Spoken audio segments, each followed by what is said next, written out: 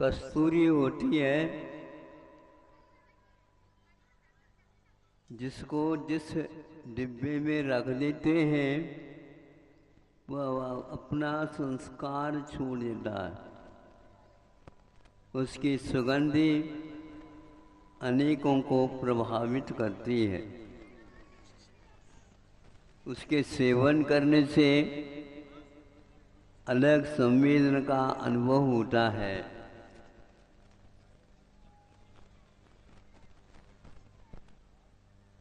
समय पर उसमें कस्तूरी न रख करके हिंगड़ा रखा गया और जब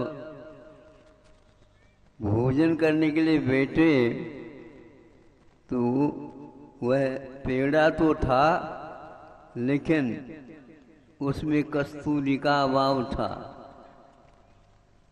कारण हिंगड़े का इतना प्रभाव रहता है कि उस कस्तूरी को भी खा लेता है।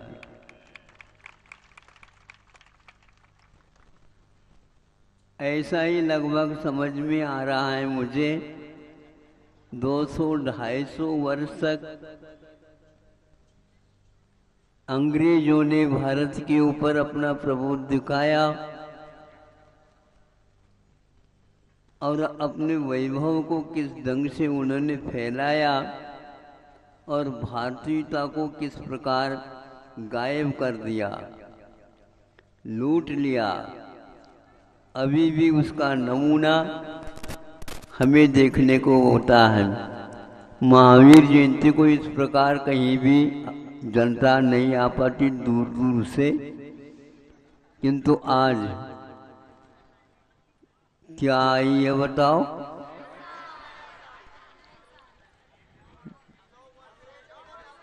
नौ वर्ष है, अंग्रेज की अपेक्षा से है। महावीर भगवान का, आदिनाथ भगवान का युग पीछे रह गया है। यह भी पीछे हो गया है लेकिन अभी आपकी पीछे नहीं छोड़ रहा है। आपके पीछे छोड़ इसलिए नहीं रहा है, आप लोगों ने उसको ऊपर से ही पहना नहीं किंतु भीतर तक उसको आत्मसात कर लिया है। अब सवाल उठता है, आप स्वतंत्र है क्या परतंत्र है? परतंत्र है, ये बताने के लिए हमारे पास आए हो। हम स्वतंत्रता की खोज करने में लगे हैं। अभी हम भी स्वतंत्र नहीं हैं। आप तो संभव ही नहीं ऐसा लगता है। हर बात में खाने में विदेशीकरण हुआ है, लिखने में विदेशीकरण हो गया है, बोलने में विदेशीकरण हो गया है। सोचने के लिए भारत को भूल करके विदेश के बारे में ही लेखनी चल रही है। हमारे सामने वीरान में एक कृति ला करके रखी गई है। ये कौन से वीर है? विदेशी लोग है क्या या भारतीय है? आपको सोचना पड़ेगा। भाषा एक ऐसी वस्तु है जिसके माध्यम से हम संस्कृति की ओर यहाँ पर बैठे बैठे भी जा सकते हैं। संतों के, ऋषियों के, मुनियों के, सत प्रवृत्ति करने वालों के जीवन तक हम पहुंच सकते हैं। भारतीय होकर के भी आप विदेशी हो गए हैं और उसी में सब कुछ मान रहे हैं। वीरान में यह विदेशी के बारे में नहीं लिखा गया होगा किंतु एक केवल इतिहास, वह इतिहास है जिसमें साहस के साथ अपने आत्मानुभूति के बारे में भी कुछ चिंतन मनन किया हो। क्योंकि भारत के लोग पेट्रोल तो देते हैं गाड़ी को, भारत के लोग भोजन पानी भी करते हैं, सब कुछ देते हैं, उसके स्वाद भी कुछ ले लेते हैं, लेकिन जीवन का लक्ष्य इस शरीर के माध्यम से, इस शरीरस्थ इस शरीर में दो आत्म तत्व है, उसकी खोज प्रयोजन भूत होता है। भारत को इन जड़ों से नहीं किंतु चेतन से अर्थ रहता है। प्रयोजन हमेशा हमेशा जीवन का लक्ष्य जड़ न हो करके चेतन चेतन होना चाहिए। भारत के इतिहास के पन्नों में हम यही पढ़ते हैं और सुनते हैं, और सूचना इसी ओर होता है। कोई भी विदेशी कृति आप पढ़ो, इस ओर दृष्टि नहीं जा सकती। वहाँ इतिहास भले ही लिखा गया हो, लेकिन वह बाहर से भीतर की ओर जाने का रास्ता नहीं खोल करके वह केवल ऊपर की बात करता है, युद्ध की बात करता है, विषयों की बात करता है, किंतु विषयातीत होने की बात आज तक उस शिक्षा में और लेखन में विदेशियों ने नहीं दिया। आप लोगों को विचित्र बात लगेगी, जो बाइबल लिखा गया है, यह बाइबल कौन सी भाषा में लिखा गया है, अब बताओ। अंग्रेजी में। सभी लोगों को सम्मति है इसमें? है? सोच करके बोल रहे हो क्या हमारी पूछने से ही बोल रहे हो? है? अच्छा, हमारे मुख से सुनना चाहते हैं तो 250 लगभग व्यतीत हो गया है, किंतु बाइबल कौन सी भाषा में है ये किसी को मालूम नहीं है। इंग्लैंड में लिखा गया हो, अंग्रेजों ने लिखा गया हो, भाषा हिब्रू भाषा है, जो कि हिब्रू भाषा इंग्लिश भाषा से पृथक है। इसको जब अनुदित किया गया है इंग्लिश में, उस समय जो फादर वगैरह होते हैं उन्होंने कहा इस व्यक्ति को दंडित करना चाहिए। इसने धार्मिक ग्रंथ का अनुवाद इंग्लिश भाषा में किया है। वह उसी देश में रहने वाले फादर आप लोगों के लिए कहा गया है। आज मुझे सुन करके, ये पढ़ करके आश्चर्य हुआ, यह आज तक उसका अनुवाद इंग्लिश में हुआ, लेकिन वह उसकी प्रशंसा नहीं हुई।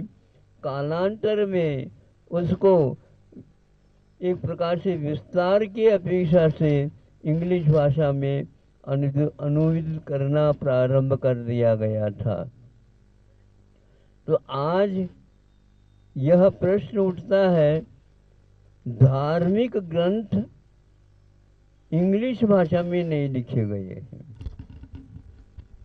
जो आज प्रत्येक भारतीय व्यक्ति इंग्लिश से प्रभावित सा हुआ है। किंतु विज्ञान भी यदि लिखा गया है, भारत ने लिखा, आज तक वह विदेशियों ने भी उसका अध्ययन नहीं कर पाए, इतना भरपूर है। भारतीय व्यक्तियों को ये मालूम ही नहीं है कि 18वीं शताब्दी में विज्ञान और भारत इसी शीर्षक से एक धर्मपाल नाम का गृहस्थ, जिन्होंने इसका लिखा और अनुवाद भी हुआ है।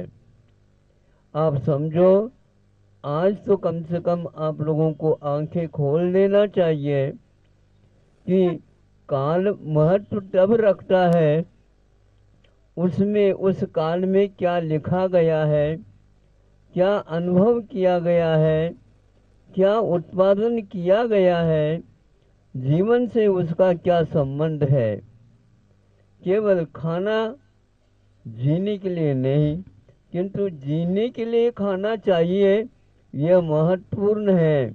भारत ने जो कोई भी साहित्य लिखा वह पंचेंद्र के विषयों की ओर ले जाने के लिए नहीं, किंतु वहाँ से उसे पकड़ करके इस ओर लाने का प्रयास किया गया है।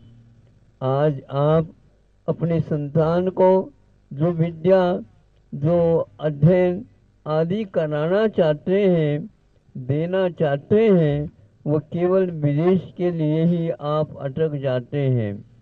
भारतीय संस्कृति का अध्ययन करने से जीवन में कोई भी प्रयोजन सिद्ध नहीं होता।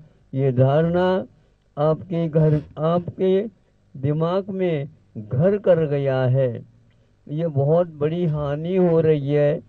आप लोग अच्छे हैं, यहाँ पर एकत्रित हुए हैं। इस 1 तारीख को याद तो रखो, लेकिन महाराज जी ने कहा था इसमें बहुत रहस्य है। बड़े बड़े व्यक्ति, अभिभावक लोग अपने संतान को इंग्लिश के माध्यम से ही अध्ययन कराने का निर्णय लेते हैं और विदेश भेजते हैं, और हमारे पास वृद्ध आ जाते हैं थोड़े बहुत सुनने की अपेक्षा से। उन वृद्धों को हम क्या दें? जो ज्ञान वृद्ध है, संयम वृद्ध है, उनके द्वारा लिखा गया तो साहित्य की आज कोई भी कीमत मूल्य नहीं आंका जाता है। फिर भी आप लोग बहुत उत्साह के साथ और बहुत ही रुचि के साथ आज किसी निमित्त से आए हो, लेकिन ये बात कुछ कड़वी है। आप लोग अवश्य इसका पान करेंगे और सेवन करेंगे। यह बात इसलिए लिख रहा हूँ कि अंग्रेजी भाषा में यदि आप लोग सभी साहित्य देखना चाहते हैं, यहाँ पर किसी भी प्रकार से तिथि नहीं मिलेंगे। सुन रहे हैं आप लोग? आप तिथि नहीं मिलेंगे और अतिथि की आप प्रतीक्षा करते हो। अतिथि को आप बुला रहे हो, अतिथि को आप कह रहे हैं महाराज दक्षिण चलो। वहां पर दक्षिण नहीं बोलते, क्या बोलते? North, south. हाँ, तो ये दिशाएं और यहाँ सारे चौपट हो गए हैं। हमें मालूम नहीं पड़ रहा है किधर दक्षिण है। हम दक्षिण की ओर ही आ रहे हैं, लेकिन दक्षिण कहाँ है ये मिलना मुश्किल है। दक्षिण में भी उत्तर ही मिले और उत्तर में भी दक्षिणा मिले तो क्या करें हम, बताओ? नहीं, बहुत महत्वपूर्ण यह बिंदु है।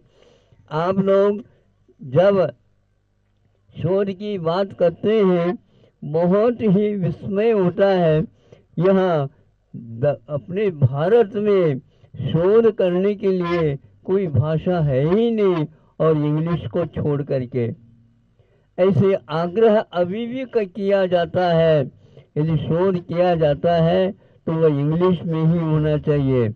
ऐसे व्यक्ति भी हैं, उनका कहना है शोध अनुभव की बात जब कभी भी हम लिखते हैं, अपनी भाषा में जैसे लिख सकते हैं, वैसे विदेशी भाषा में कितनी भी कोशिश करो, पुरुषार्थ करो, लिखा नहीं जाएगा। जब विदेश की एक प्रकार से नीति को लिखना था, एक व्यक्ति को जो बहुत अच्छे विद्वान था उनको खड़ा कर दिया गया और उसको कहा है कि आपको इंग्लिश में विदेश नीति का भी अनुवाद करना है, नहीं किंतु अनुभव दे देना है। हाँ, मैं लिखूंगा, अवश्य लिखूंगा, इसके बारे में बहुत अच्छी मेहनत करूंगा, पुरुषार्थ करूंगा, लेकिन ये ध्यान रखें मैं इंग्लिश में नहीं लिखूंगा। नहीं, आपको इंग्लिश में ही लिखना है। उसके बिना विषय वस्तु का प्रकट होना संभव नहीं है। मातृभाषा में यह संभव नहीं है। उन्होंने कहा कि मेरी मातृभाषा है, उसी भाषा में जो मैं लिख सकता हूँ, दुनिया में कोई भी व्यक्ति इस प्रकार नहीं लिख सकेगा। ध्यान रखो, यदि मुझसे लिखवाना चाहते हो तो मैं भारतीय भाषा हिंदी भाषा में लिखूंगा। बहुत आग्रह करने के उपरांत भी उसने इसको नहीं छोड़ा। अंत में उस समय कार्यकाल चल रहा था इंदिरा जी का, उन्होंने भी हाँ लिखा यह प्रथम कृति मानी जाएगी। देखा, सब लोगों ने प्रशंसा की और एक प्रकार से उस समय विपक्ष के रूप में अटल जी थे। उन्होंने कहा ये गायब हो जाता है, यह इसका विलीनीकरण हो जाता किसी इस प्रकार यदि नहीं लिखता तो। यह आज विद्यार्थियों को, शोध करने वालों को बताने वाला कोई भी व्यक्ति है नहीं। और आप तो यदि विशेष शिक्षा मिलती है तो विदेश में ही मिलती है, तो देश में क्या मिलता है ये तो हमें बता दो।